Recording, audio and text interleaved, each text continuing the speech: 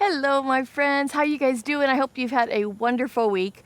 We are in the middle of a very big story, right? All right, so we're in the book of Exodus. And if you guys have missed some of these stories, remember it's all about Moses. Moses is the lead character in this, and we've talked about him from being a tiny little baby all the way up now. He's married, has children, and God has asked him to go back to Egypt and tell Pharaoh to let my people go. The people of God have been slaves to Egypt and slaves to the Pharaoh for like 400 years. They don't really even remember a time when they weren't.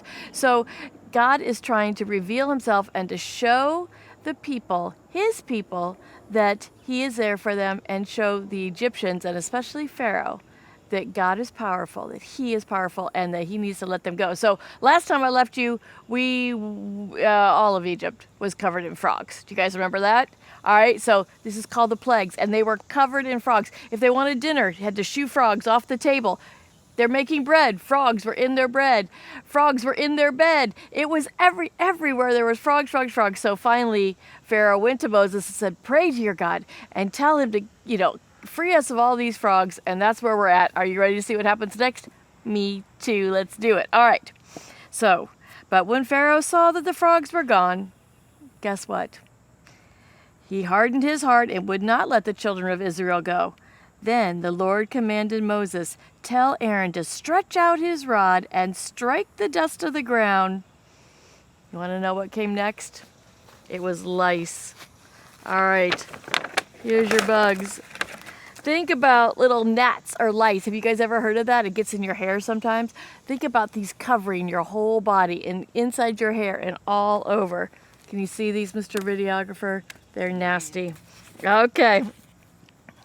Aaron did so, and soon every person and animal was covered in crawling, biting lice. The people were almost crazy with itching their bodies. They scratched themselves so bad. The magicians, those were Pharaoh's guys, right? They tried to produce it, but they said they couldn't. They said, "This is the hand of God." But Pharaoh, once again, hardened his heart. You think he would have learned, right? We're going to say that about 5 or 6, 7, 8 more times. You think Pharaoh would learn. Again, God told Moses to rise up early in the morning and meet Pharaoh at the river. There he must say to Pharaoh, "Let my people go." Can you guys say that? Let my people go. Moses kept saying that to Pharaoh, and Pharaoh kept saying what? No. All right. Do you guys ever say no? Do you say no when your mom asks you to do something? Do you say no when God asks you to do something? All right. "If you will not let them go, I will send a swarm of flies over you. Your houses will be filled. Even the ground will be covered with them. But I will make a difference. There's going to be a difference between the houses where the people of Egypt are and the houses of the people of God, the Israelites, right? There will be no flies in the houses of the Israelites. And then you will know that I am the Lord, and I can do whatever I want on earth." So the God who created everything, right? The sun, the moon, the stars, the animals, the plants, the oceans, he could do anything. And so he was going to send flies, big, giant flies, and they were going to bite, and they were going to be all over the people, in their hair, up their noses, in their mouths, everywhere. So the poor people of Egypt, because Pharaoh had hardened his heart, and because Pharaoh would not let God's people go, flies were filling their world. Everything and everyone was covered with flies. They were in their soup. They were in their bread. It made their meat black. "Well," said Pharaoh, "I will let you go, but do not go very far away." So he gets these plagues come, and he says, "Okay, yeah, all right, that's enough. I'll let you go." But he doesn't keep his word, does he? Can you guys keep a promise? When you make a promise, do you keep a promise? I hope you do a lot better than Pharaoh. I know you do. All right, here we go. So, "But do not let Pharaoh tell you lies anymore," God said to him. Moses left Pharaoh and prayed to God to take away the flies. God took them away so that not one was left. Okay, first off, only God could send these many, but then to be rid of them that fast, that could only be God. But Pharaoh broke his promise again and would not let the people go. And again the Lord told Moses to go to Pharaoh's palace this time and say to him, if he still refuses to go, he does not let them go, I'm going to make all of the animals in Egypt sick and die. Oh no. The next day the Lord sent sickness to the animals. Almost all of the cattle of Egypt died. Pharaoh sent some servants to find out if any one of the cattle of the children of Israel had died. He found out that none of them died. So here's Egypt, right? And all of the animals die here. Here's Goshen, the land where the Israelites lived, and all the animals were just fine. But in Egypt, all of their animals lay dead when they came out in the morning. Could you imagine has anybody ever been to a farm? Could you imagine going to a farm and seeing all the animals that died? And then you go a few miles over and everybody's just fine. That was the power of God. He was showing his power to his people and to the Egyptians. But Pharaoh hardened his heart again and would not let the children of Israel go. Now the Lord told Moses to take Aaron and to take a handful of ashes and to throw them up in the air. All right? And when he did, a sickness came over the people of Egypt and was called boils. And they were red blotches all over the people's skin. And it burnt them and it hurt them. Those poor people of Egypt that were under Pharaoh, because Pharaoh was so stubborn and Pharaoh was so selfish, and Pharaoh did not believe in the one true God and would not believe and would not obey. God let Pharaoh be stubborn so that all the people of the earth might see the power of the Lord. Moses told Pharaoh this. Then he said that he should not refuse to let the people go. God would send, if he did not, he would send a terrible hail. And this is the last one we're going to talk about today. There's going to be some other bigger ones we're going to talk about next week. But the hail, I want to read this to you. All of the servants of Pharaoh heard the warning too, and they were not as stubborn as Pharaoh. So the poor people of Egypt, they were like, wait, God is working and God is showing himself powerful, and all these huge things are happening, and Pharaoh has no control.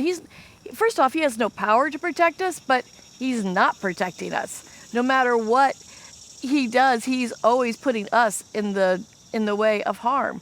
And so some of the servants heard what Moses had said to Pharaoh, and they said, you know what, we're going to listen to what Moses said. And so he said, we're going to send out a hailstorm.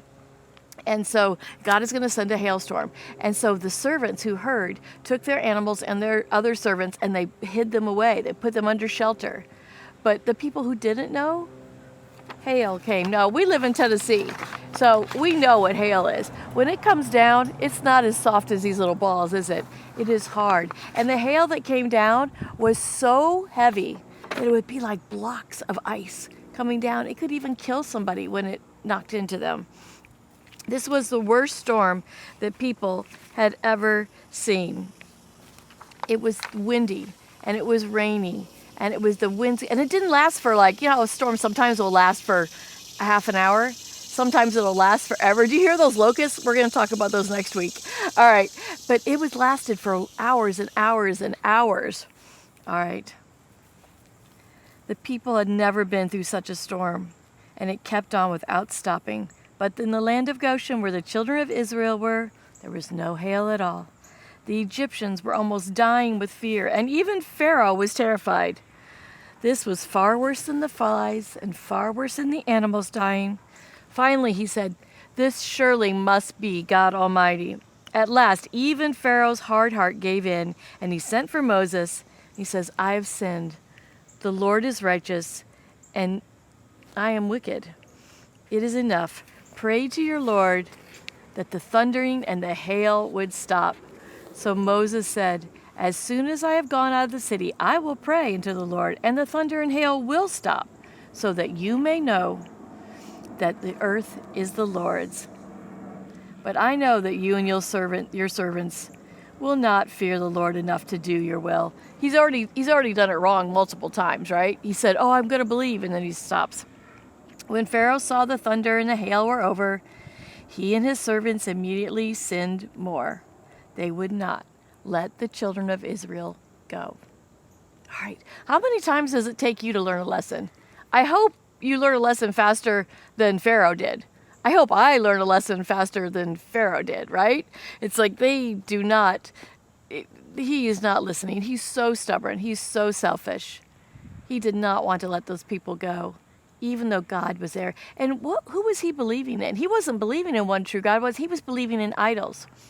Well, if your idols can be crushed, or your idols can be burnt, or your idols can be stolen and taken away, we've talked about this in other lessons, right? That's not the true God. The true God is the one who created all these things, and he has power over the world. So listen to this last little part as I read it. What do you think the people of Israel in the land of Goshen thought of these things? They had been in the heathen land of Egypt for 430 years. So 4, 5, 6 generations of people of Israel had been slaves to Egypt. They were not out on their own. They did not get to believe everything they got to believe. They had started to forget some things. And so God wanted to make sure they were seeing him and they were remembering him as well. They'd almost forgotten what God could be more powerful than the heathen idols of Egypt. They began to rejoice when they saw how wonderful their own God was. Could you imagine if you see the land of your enemies being covered with hail and that you were just fine? You see the land of your enemies, all the animals die, but you were just fine. You start to see that God is powerful and he's protecting you. They began to trust in God and believe in his promises. Another reason why God did all these wonderful things was so that his own people might know that he is a great God of the whole earth and that anyone may turn to him and worship him. So guys, that's where we're going to stop today. We've got more to talk about with these plagues. There's some heavier things that are going to be happening in the next few days with these plagues, and I'm going to help you with kind of understand all that next week. But I want you guys to see that even in our world today, there's very sad things happening. There's big things happening, but God is there for you. Just like I said last week, I can't promise you everything is going to be okay. For 400 years, the Israelites had lived as slaves, but God was there with them. God came to show himself true, to show them that you and your next generations and your next generations are going to be able to live with God protecting them. And God is going to be there for you. I can't promise it's going to be all good, but I can promise that God is there for you. I can promise that he's watching over you. I can promise that he has a plan for you and that he is there. Look for him. Watch for his miracles. Just like the Israelites got to see the miracle of having life when other things were dying, not having flies, when the Egyptians were having flies. Watch for God, how he's protecting you. Watch for how he's caring for you, and watch how he's loving you. We'll learn more about these Old Testament stories, the stories of Exodus, next week. I love you guys. Have a great week, and I'll see you soon.